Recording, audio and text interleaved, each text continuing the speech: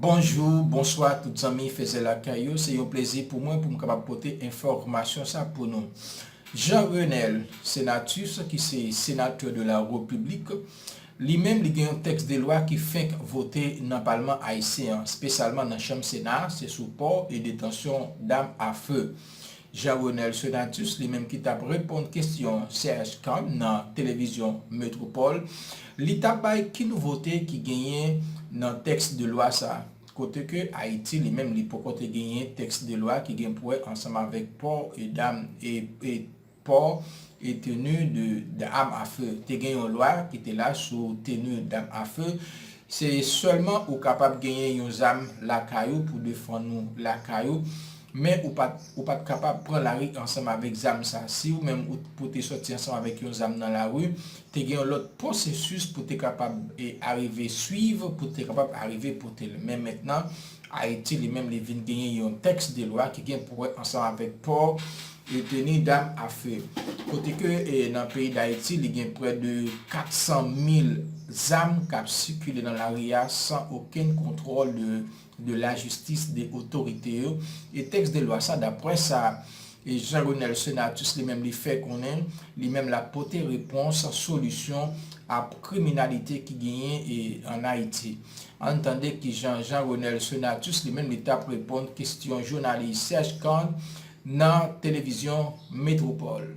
Notre invité de ce soir est le sénateur Jean-Renel Senatus, président de la commission Justice et Vérité.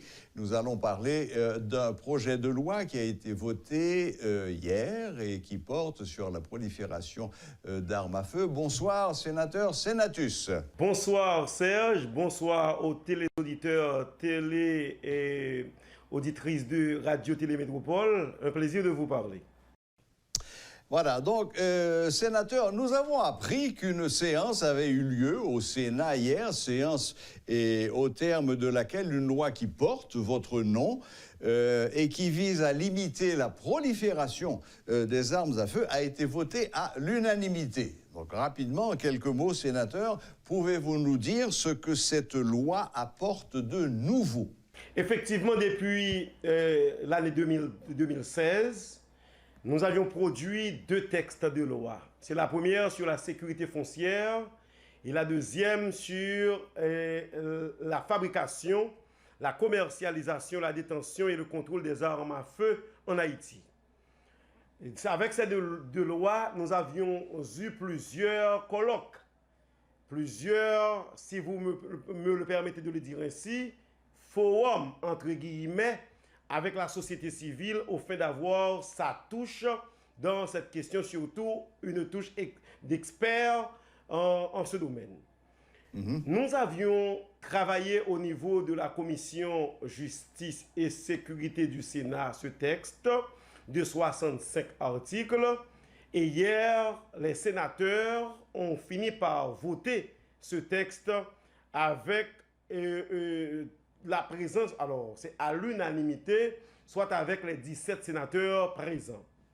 Quelles sont les nouveautés apportées par ce texte dans notre corpus législatif? C'est premièrement, la proposition de loi est venue à partir de constats faits. Le constat basé sur l'ensemble, sur les statistiques qui nous font savoir qu'il y a plus de 300 000 à 400 000 armes à feu en circulation de manière irrégulière dans ce pays. Et qui porte ces armes? Ce sont nos hommes politiques, ce sont les bandits de la société, les compagnies de sécurité et autres personnes de la force publique, soit de la police ou des forces armées. Et nous nous sommes dit, comment ces armes sont-elles rentrées en Haïti? On a répertorié ces armes en Haïti grâce à la contrebande. Et nous nous sommes dit, il faut porter une réponse à ce problème constaté. Et de là, dans ce texte de loi, nous sommes tablés sur la fabrication des armes à feu en Haïti. Vous savez que nous n'avons pas vraiment d'industrie en Haïti. Mais nous avons des méthodes pour confectionner des armes créoles en Haïti. Les fameuses armes créoles, oui. Oui. Oui, cette question-là est adressée dans le cadre de la loi. Il y a la commercialisation. Nous sommes toujours référés à la contrebande pour faire l'acquisition d'une arme à feu en Haïti parce qu'il n'y a aucune boutique qui vend des armes en Haïti. Donc cette question est censée résolue par la création, l'adoption de mécanismes pouvant permettre aux particuliers, sous les yeux de l'État, d'ouvrir des boutiques de vente d'armes et de munitions. Il y a la détention. Aujourd'hui, les armes à feu, les armes illégales sont dans nos écoles, nous suivent dans nos banques, nous suivent dans les boîtes de nuit, etc. Nous créons des espaces inviolables pour tout cela qui porte, par tout cela qui porte des armes à feu. Mais il faut dire, sénateur, il y a des autorités de l'État, des VIP par exemple, qui détiennent des armes de long calibre. Eh bien, ces armes ne sont enregistrées nulle part. Il en est de même pour les entreprises de l'État, les entreprises commerciales par exemple, qui... Sénateur. Oui, oui. Sénateur, j'aimerais qu'on fasse en quelques secondes un petit rappel historique. Si j'ai bonne mémoire, la Constitution de 87 donne le droit à tout Haïtien d'être détenteur d'une arme. Oui. Est-ce que cette loi est toujours valable? Oui, c'est valable. Tout Haïtien a le droit de se procurer une arme dans les limites de sa maison. À la seule différence, la détention doit être dénoncée à la police. Voilà, il y avait deux autres conditions à cette détention d'armes, et on parle bien de détention et non pas de droit de port d'armes, n'est-ce pas? C'est clair. Il y avait deux autres raisons. Il fallait que cette arme soit achetée auprès de gens qui sont autorisés à les vendre. À l'époque, c'était les forces armées d'Haïti qui seules pouvaient vendre des armes. Et la troisième obligation était d'en faire une déclaration à la police. Effectivement. Non pas une demande, mais une simple déclaration. Est-ce que ces trois lois, ces trois pratiques sont toujours à l'ordre du jour? Oui, c'est toujours à l'ordre du jour. Très bien. À la seule différence, pour avoir droit au port d'armes à feu, l'intéressé doit subir un test de qualification en armes à feu. Oui, non, je disais bien, nous parlons de détention et non pas de droit de port d'armes. Le port d'armes, c'est une toute autre question. Tout le monde a le droit de se procurer une arme dans les limites de sa maison. À la seule différence, ça doit être déclaré à la police. Exactement. Donc ça, c'est toujours valable. Oui. Parfait. Bon, très bien. Donc maintenant, avec votre loi, si j'ai bien compris, on va pouvoir, parce qu'avant, il fallait obtenir une autorisation de la police, partir aux États-Unis ou ailleurs avec cette autorisation, acheter l'arme, la remettre au commandant de bord en rentrant et en débarquant, présenter l'autorisation à la douane qui vérifiait que tout était conforme, ensuite aller à la police faire la déclaration. Donc tout cela, demain, si je comprends bien, avec cette nouvelle loi, ça pourra se faire directement sur place en Haïti et sous le contrôle strict de la police. Effectivement, oui. Bon, d'accord.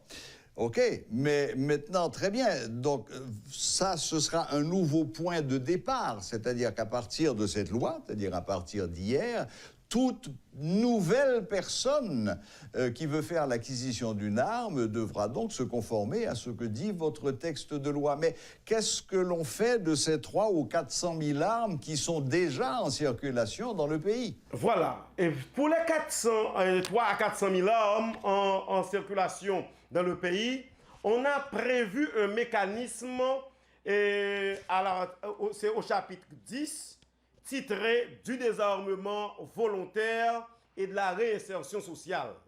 Pour les personnes qui détiennent chez elles des armes à feu non encore déclarées à la police, mais qui sont de paisibles citoyens, qui pour le besoin de sécurisation de leur famille se font procurer cette arme, eh bien, ces personnes-là auront un délai moratoire de 3 mois pour se rapporter aux autorités policières, pour déclarer l'arme et engager le processus de légalisation de la détention ou du port. C'est ça. Mais C'est pour ça, les c'est ça. bandits, les personnes qui détiennent des armes à feu, avec lesquelles armes, ils ont déjà posé des actes répréhensibles au niveau de la société. Il y a une porte qui est ouverte, c'est la porte du désarmement et de la réinsertion sociale. Et la réinsertion sociale qui devrait être une politique publique engagée par l'État en ce domaine pour encourager les jeunes à se faire des professionnels, à avoir des professions au lieu d'avoir en main des armes à feu et qui contribueront, lesquelles armes contribueront à la destruction de la société tout entière. Mais sénateur Senatus, ce programme avait été tenté par le président Préval. Ça n'avait pas donné de très très bons résultats, si je me rappelle bien. Mais ça, c'était un programme conçu par le président Préval en dehors de cadre légal. Et c'est réédité par le président Jovenel Moïse, encore en dehors de cadre légal. On a dit que c'est une commission de désarmement et de réinsertion, qui est chargée de mener cette politique. Alors que dans le cadre de notre loi, c'est le service d'armurerie de la police nationale qui va s'en occuper. Et le programme social, c'est l'État qui devrait en quelque sorte l'engager dans le cadre d'une politique publique. Par exemple, si moi je suis président et que je veux procéder au désarmement des jeunes de nos quartiers et à grande vulnérabilité, je dirais à mon ministre de la formation professionnelle et à mon ministre des Affaires sociales, voilà ce que nous allons faire. Puisque aujourd'hui, UCLBP a besoin de plombiers, venez donc nous remettre vos armes. Nous allons vous faire devenir des professionnels en 6 mois et nous allons vous recruter rapidement après illico pour trouver un boulot au sein des UCLBP. Ça devrait être une véritable politique publique en matière de professionnalisation des jeunes et de la réinsertion sociale de nos bandits. Très bien. Et la réunion que vous avez eue avec le chef de la police, c'était dans cet objectif aussi? Non, c'est pas. C'était de manière globale, oui. Parce qu'on parlait de l'insécurité qui sévit contre certaines zones de la capitale. Par exemple, le marché de la Croix des Boussales est vidé. Plus de marchands là-bas. Plus de marchands là-bas. Les gens ont vidé les lieux. Parce qu'il y a des bandits qui sèment la terreur à la Croix des Boussales. Nous avons vu avec le directeur général de la police aussi la situation qui règne au niveau de Martisson, au niveau de Village des Dieux, au niveau de Grand Ravine, pour voir qu'est-ce qui est fait par la police, que peut faire la police pour pallier cette situation et quelles sont les perspectives fixées par la police en vue de répondre aux revendications de la population. Et là, nous avons eu des discussions vraiment fructueuses. D'autant plus, sénateur, qu'il n'y a pas seulement des quartiers de la métropole qui sont sous la coupe des gangs, il y a des régions entières du pays également. Effectivement, nous avions vu avec le directeur général non seulement la situation qui règne à Port-au-Prince, dans les métropolitaines de Port-au-Prince, mais dans certaines villes de nos provinces aussi. Par exemple, dans le département de l'Artibonite, à Saint-Bleu, où il y avait eu un inspecteur tué dans l'assiette même de son lieu de travail. Donc tout ça a été dans le menu de discussion. D'accord. Bon, sénateur, juste une petite parenthèse rapidement. Parmi les 17 sénateurs qui étaient présents hier et qui ont voté cette loi, est-ce que on comptait les fameux 4 sénateurs, disons, qui parfois se font remarquer? Vous parlez de quel sénateur alors? Les 4 sénateurs qui parfois... Les 4 sénateurs n'étaient pas présents. Ils n'étaient pas présents, d'accord. OK, parfait. Maintenant, on va fermer le chapitre de cette loi parce que, bon, apparemment, c'est une loi qui va dans l'intérêt du pays et d'ailleurs, ça a été voté à l'unanimité, donc pas de discussion. Allons un petit peu plus loin, rapidement, très rapidement. Le pays est toujours bloqué. Le pays est toujours bloqué, il n'y a toujours pas de gouvernement et apparemment le Sénat porte quand même une certaine responsabilité dans cet état de fait. Je dis le Sénat en général, sans rentrer dans le particulier des 4 sénateurs qui ont systématiquement empêché les séances de ratification de se faire. Alors, combien de temps cette situation va-t-elle encore durer? Vous nous avez surpris avec cette séance organisée hier au Sénat. Ça signifie donc que le Sénat est en état de fonctionner. Quand va-t-on sortir de cette crise? Est-ce que vous avez, vous, aujourd'hui, une solution de sortie de crise? Et si oui, quelle est-elle? Vous avez quelques minutes, malheureusement, pour nous faire part de votre opinion là-dessus.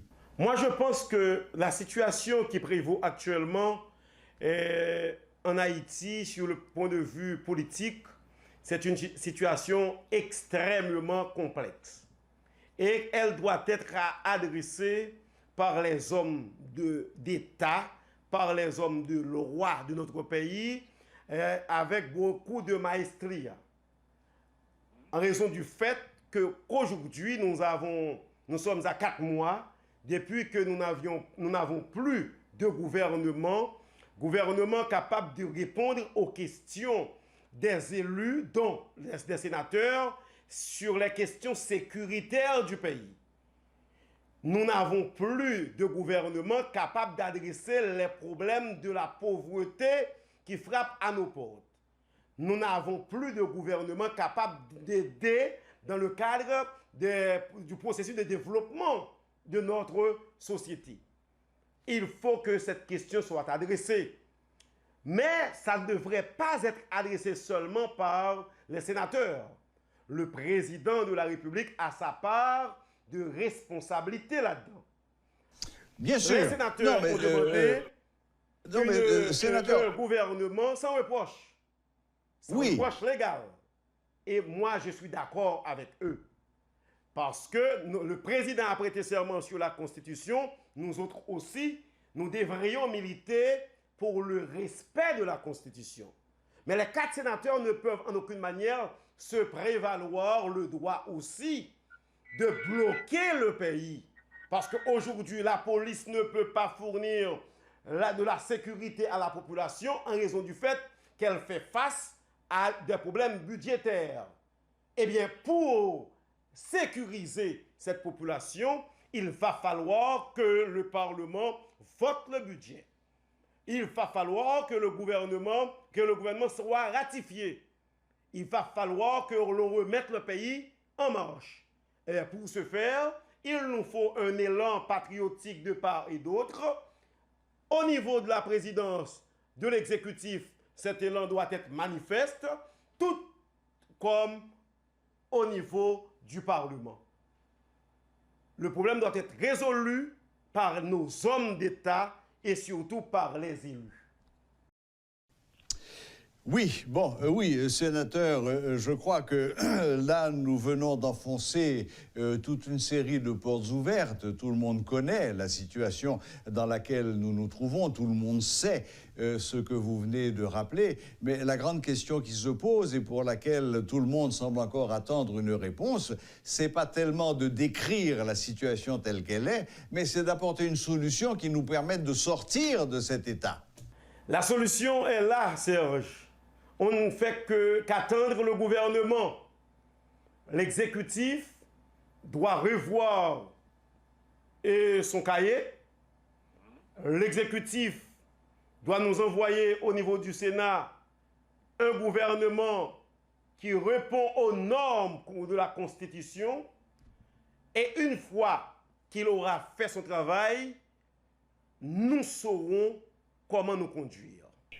Oui, bon, cela dit, sénateur Senatus, pour ce qui est du Sénat, et vous êtes sénateur, donc vous êtes au cœur de l'action, le public en général a quand même eu le sentiment que l'ensemble des 29 sénateurs que compte aujourd'hui le Sénat avaient été pris en otage par 4 sénateurs qui ont imposé à la majorité des sénateurs, leur ont imposé leur opinion, et ce, de manière presque brutal. Je comprends que ça soit pour vous et pour ces gens-là une interprétation. Effectivement, il y avait eu de violence lors de la dernière séance, mais il faut dire, cette séance-là, la violence était une réponse à une provocation. En matière de droit, on parle d'excuses légales. Et la provocation peut s'inscrire dans le cadre des excuses légales. Maintenant, nous autres, ce que nous attendons, moi, Jean-René Sénatus, je ne serai pas prêt à me laisser prendre dans les pièges de quiconque. Parce que j'ai été personnellement auprès de la population, demander à la population de me voter sénateur. Je suis sénateur de la République, mais j'ai prêté serment sur la Constitution. On demande seulement au président de respecter la loi, de respecter la Constitution dans la, si vous me permettez, la Constitution, dans la Constitution encore de son gouvernement. C'est ça tout simplement. Que le président fasse un effort pour que son Premier ministre soit un Premier ministre irréprochable également. D'accord. Yeah. Voilà, donc c'était le sénateur Jean-René Sénatus, président de la commission Justice et Sécurité du Sénat, qui faisait un petit tour d'horizon sur la question des armes en Haïti, comme il l'a rappelé, entre 300 et 400 000 armes illégales qui circulent aujourd'hui dans le pays et qui, malheureusement, sèment la mort.